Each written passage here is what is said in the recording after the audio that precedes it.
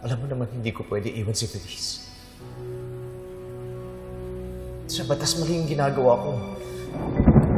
Mali yung pagrelasyon ako sa iba. Kasi nakasal na ako. Pero Chelsea, sinamasiyan ang pangalan ko. Teacher pa naman ako. Nawalan ako ng trabaho. Samson, mas mahirap magtago. Mas lalo lang tayo masasaktan kung papatagalin natin to. Habang buhay ba tayo magtatago? Ha? Pero Dol,